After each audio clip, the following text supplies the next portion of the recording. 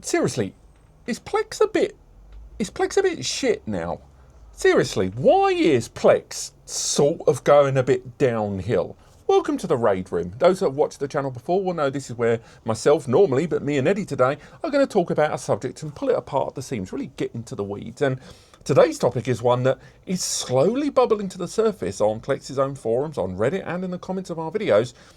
Plex is going a bit wrong. It's going a bit off. Things are starting to feel like they're not falling apart, but definitely that there's a noise under the bonnet that we're not too sure of. So before I even get into the details, Ed, why is Plex a bit shit now? Because I think they have grown to a size where they become more corporate and they have bigger vision in mind. They are not anymore serving the original customer that they made this software for a few years ago when they just released it.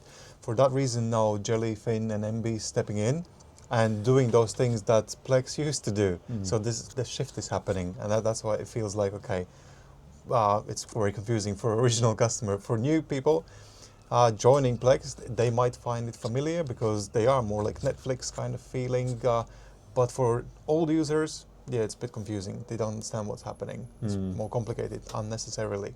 Well, I was going to say, I mean, it's probably only fair that I actually elaborate. If I'm going to keep calling them that they're going a bit S, we should explain a lot more on that. Number one, so many complaints about the new user interface, the new UX on there, and I think it's fairly universal across different devices. People are not happy with the new user interface. A lot of the free streaming services that are getting shoved in there, people are just not happy with those. Obviously, the price increases as well. That was a real defining point a couple of years ago, where that was a real turning point when there were just people on LinkedIn going, yeah, I just got laid off, didn't know, it just happened. And then, of course, the reshaping of their model, what's included, having to pay for mobile applications if you didn't have a Plex Pass.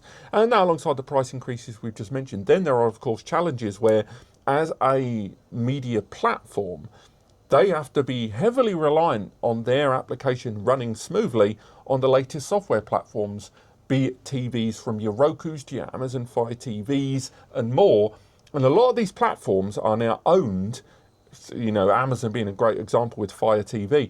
These are platforms that are owned by their competitors. It is very much not in Amazon's interest for Amazon Prime where for them to have an application like Plex where people are playing media that they have the audacity to own. And as you say, much like your argument with what Plex used to be. I remember when Google was the hipster indie, or when Apple was thumbing their nose over to bloody Microsoft. Like, those days are long gone. In fact, I think most people would agree, and I think Linus Tech Tips did a whole video on this during the WAN show. Plex wouldn't exist today. It just wouldn't.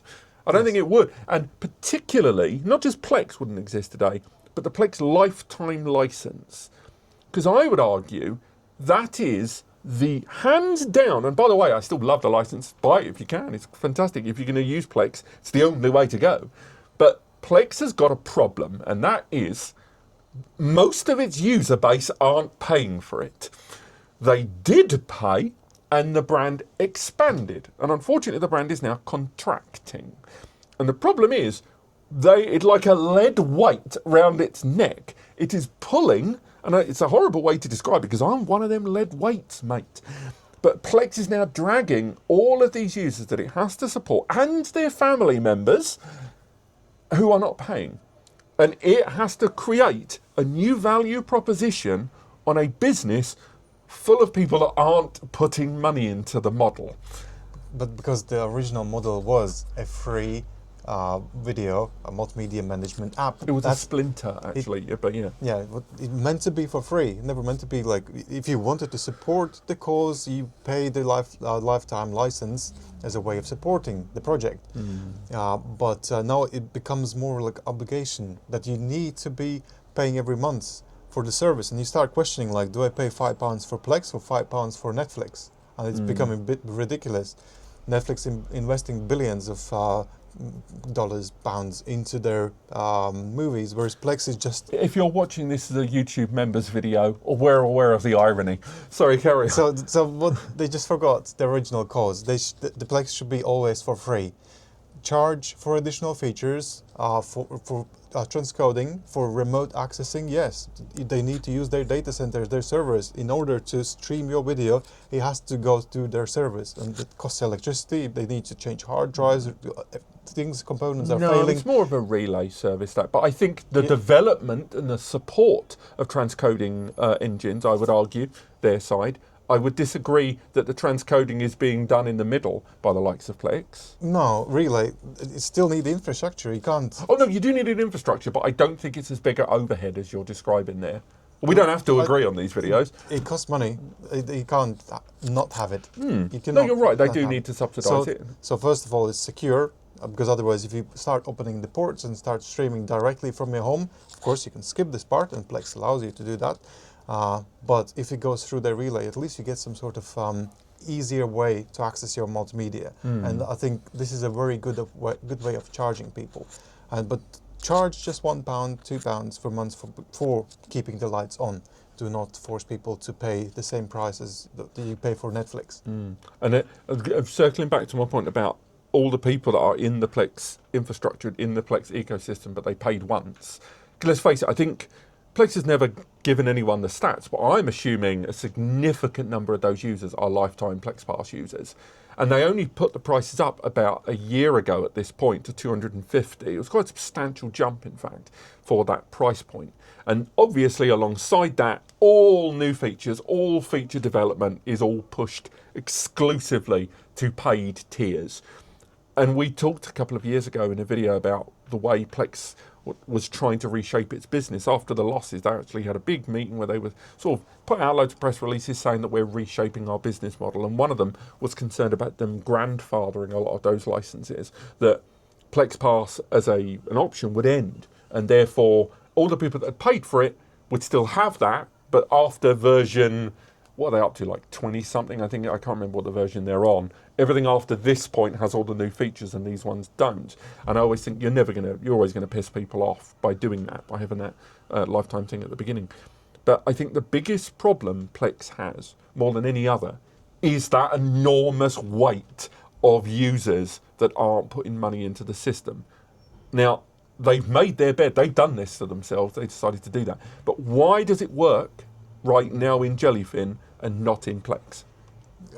It's free. It's very simple to use. So not everyone needs these updates. They don't need every month a new feature added. Most of the people, they just want to set it up and forget it. They just go to the TV, press play and watch it. They don't need extra things. And Plex is forcing you to pay for the updates, or not even if it wasn't paid. You don't want to update, you don't want to learn new. It's like having an iPhone or Android all the time, going to a new OS, and you don't know where's your email now and where's your messages. It's like everything's just confusing. You don't want changes. You just want to do that one thing that app is made for, and that's it. That is annoying. So you pay for a trouble. But so, do you think it would you disagree with the statement Jellyfish is popular and growing in popularity now because it's free and Plex isn't? Yeah, Jellyfin is, first of all, very simple and it's free.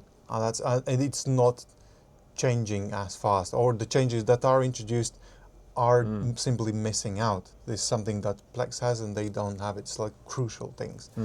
And that's it. But at a certain point, you reach... Exactly, and that's where what you I was going to ask. Because I think if there's an exodus from Plex, Jellyfin is the inevitable one everyone will go to.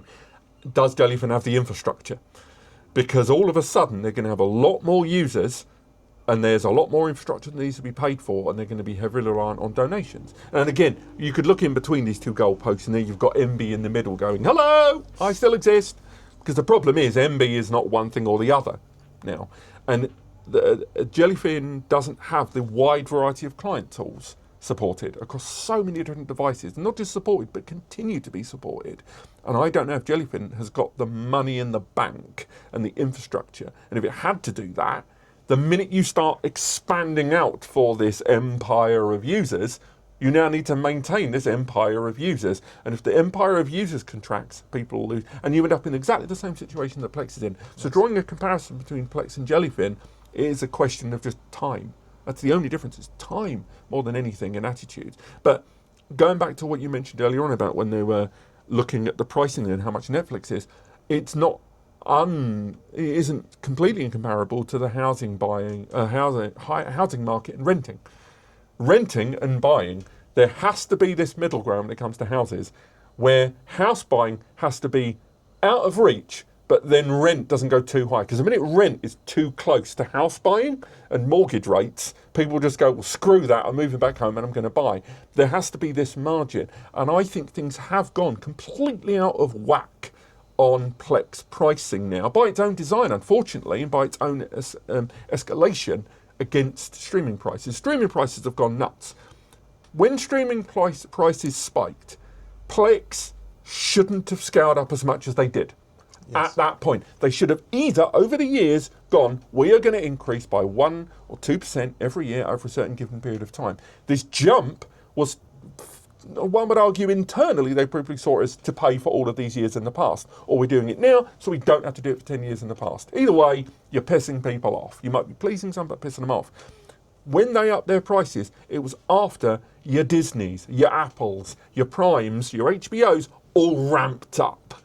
The first one did it, everyone was annoyed, and then they all followed suit. Plex then did their big jump, and it didn't play well. It played poorly, very, very poorly doing it then. And I think that has now been a growing sense of apathy, but a growing sense of also annoyance to some parties that Plex is not delivering on these price increases. And there would be people that were paying monthly, that were happy to pay monthly when it felt fair, that all of a sudden have gone, wait, so now I've got to go all in with this product. And then suddenly going from a monthly payment into this new increased lifetime payment structure, there is definitely a huge contingent of people who have gone, right, now I want value. And of course, now Plex suddenly has to deliver this enormous amount of value. Another NAS application platform we talk about, Hex, is going through exactly the same thing with Hex OS. Hex OS was never in beta for people to just play around with for an extended period of time. They did a sort of trial where after 30 days you could get your money back, I think. But they were promoting and providing a product that was real early access Steam game levels of complete, and charging $9.9 during Black Friday and currently $199. And as soon as it hits version 1.0, it's going to be $299 lifetime. Again, if they're successful, maybe they'll go via the same issue of compaction with different user bases.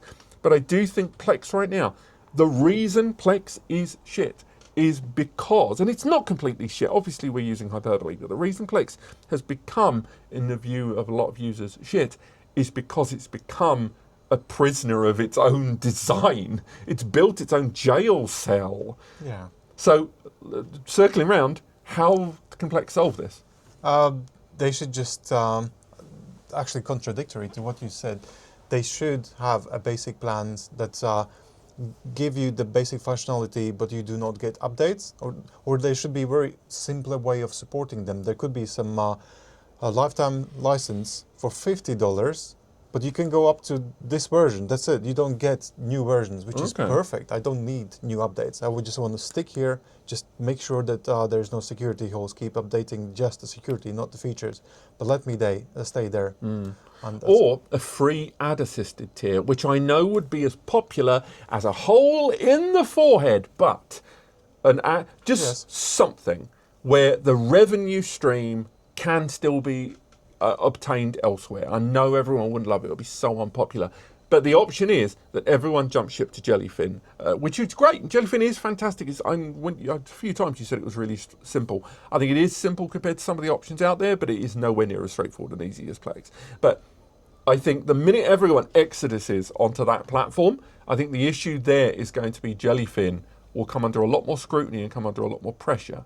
And as long as they're ready for that, which I hope they are, and again, I'm sure Alex over at KTZ, if you're in the comments or you've watched this, please let us know, because I'd love to talk about this in person.